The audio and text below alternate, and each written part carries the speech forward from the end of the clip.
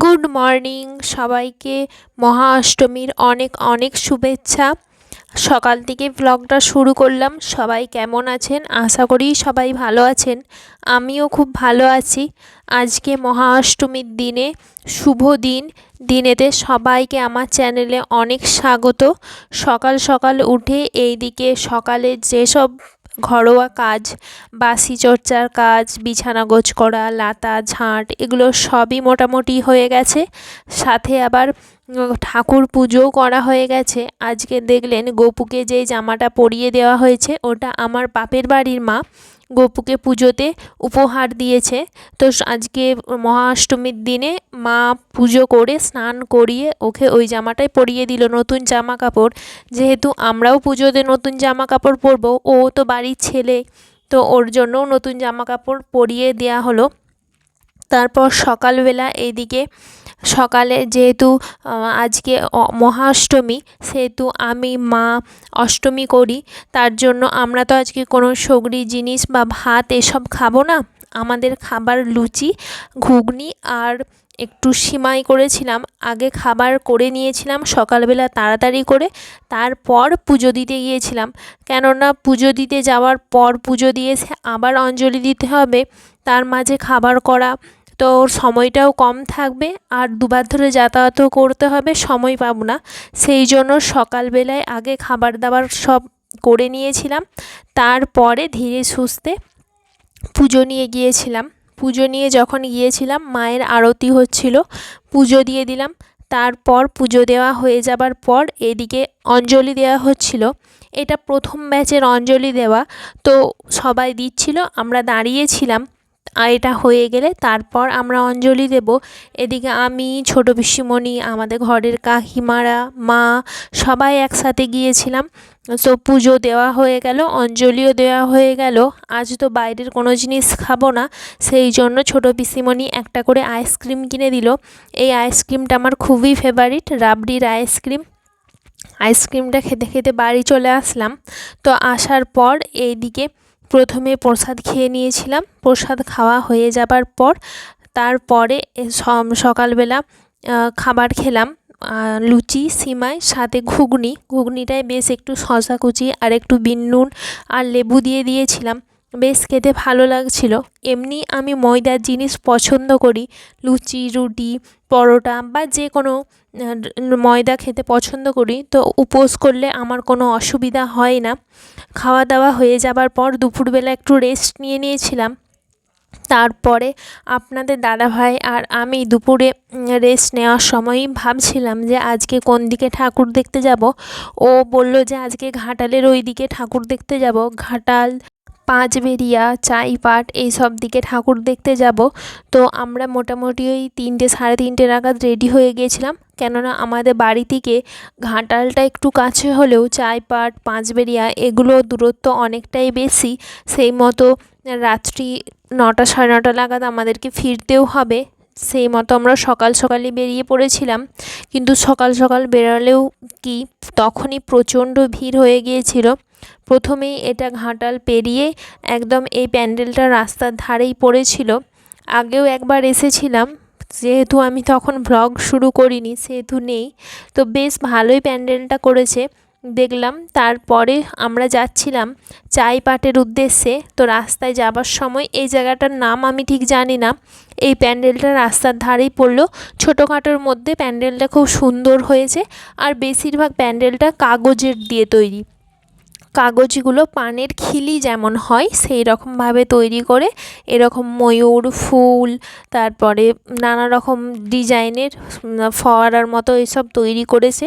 আর প্যান্ডেলের ভেতরটা বেশ শলার মাছ, লতা পাতা এসব দিয়েছে। ঠাকুরটাও খুব সুন্দর দেখতে লাগছিল, মৃন্ময়ী মূর্তির মতো, খুব সুন্দর।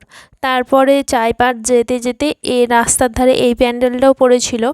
এই প্যান্ডেলটা দেখতে কিছুটা পাহাড়ের ওপর যে প্রাকৃতিক দৃশ্য, ঘর বাড়ি, ঝর্ণা, তারপরে বরফ পড়ছে, সেই সব ভিত্তিতে এই প্যান্ডেলটা। আর প্যান্ডেলটার ভেতরে যেহেতু পাহাড় সেহেতু গাছপালা আছে, তারপরে শেকড় বাকড়, পাতা, পাখির বাসা এসব জিনিসপত্র আছে। আর ভিতরে এইদিকে ঠাকুরটাও খুব সুন্দর করেছিল। প্রত্যেক কটা প্যান্ডেলই কিন্তু খুব সুন্দর লাগছিল দেখতে, কেননা দুর্গাপুজোর এই 4টে দিনই তো আমরা আনন্দ করার সুযোগ পাই। তো চেষ্টা করি মোটামুটি 4টে দিনই একটু হাসি খুশি করে কাটাতে। প্যান্ডেলগুলো দেখতেও খুব ভালো লাগছিল। আর আমার কোনো ধারণা ছিল না যে ঘাটালের দিকে এত ভিড় হয় বলে। আগে আসতাম মানে ছোটোবেলায়, তো তখন প্রপার ঘাটালে যে ঠাকুরগুলো হতো সেগুলো দেখে চলে যেতাম, কিন্তু এই সাইডটা হচ্ছে ঘাটাল থেকে একটু ভেতরের দিকে, তো মিনিমাম আরও ঘাটালের থেকে 7-8 কিলোমিটার দূরে।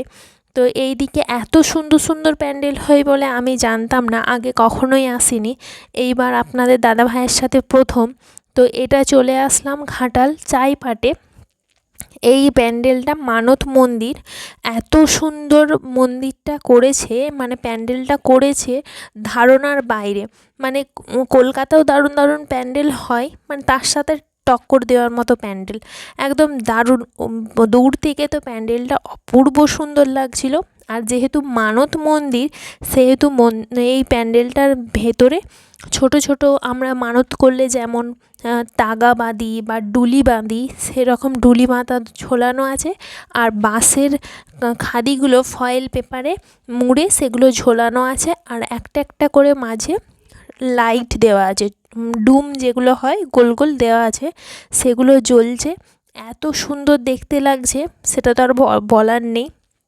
আর সাথে এখানে প্রথমে ভোলে বাবাকে বস করিয়ে রেখেছে, দারুণ সুন্দর ছিল প্যান্ডেলটা। তারপরে আমরা চলে আসলাম ওষুধ দোকানে একটা ওআরএস নিয়ে নিতে, কেননা আজকে যেহেতু আমি অষ্টমী করেছি, বাইরের কোনো জিনিসই খাবো না, সেই জন্য একটা ওআরএস নিয়ে নিলাম। এটা খেলে শরীরের পক্ষেও ভালো আর এনার্জিটাও বজায় থাকবে। তো একটা ওআরএস নিয়ে খেয়ে নিলাম। তারপরে চলে আসলাম সোনাখালিতে। সোনাখালিতে এই প্যান্ডেলটা খুব সুন্দর হয়েছিল। এই প্যান্ডেলটা কিছুটা ওই কী বলবো, মানুষের আধ্যাত্মিক যেসব জিনিসপত্র, তারপরে একদিকে সায়েন্সের মুখ আর একদিকে মানুষের নর্মাল মুখ, এইসব নিয়ে কতকটা হয়েছিল। আর পিতল টাইপের জিনিসপত্র দিয়ে বেশি ছিল। প্যান্ডেলটা খুব সুন্দর দেখতে হয়েছিল আর বেশ ভালো লাগছিল। আর ভেতরে এই প্যান্ডেলটার ভেতরে যে ঠাকুরটা ছিল, আমার সেটা আরও বেশি পছন্দ হয়েছে, কেননা ঠাকুরটা এত সুন্দর দেখতে ছিল, কিছু বলার নেই। আমি খুব ক্লোজ করে দেখাতে পারিনি, কেননা এত ভিড় ছিল আর আমি সামনে যেতে পারিনি। তারপরে প্যান্ডেলটা থেকে বেরিয়ে আসার পর এখানে অনুষ্ঠান হচ্ছিল, আমরা কিছুক্ষণ অনুষ্ঠান দেখলাম। অনুষ্ঠানটা খুব সুন্দর হচ্ছিল, মেয়েগুলো দারুণ নাচছিল একদম, কিন্তু আমাদের হাতে যেহেতু সময় নেই, সেহেতু আমরা বেরিয়ে চলে আসছিলাম। আসার পর এটা পাঁচবেড়িয়া চলে আসছি।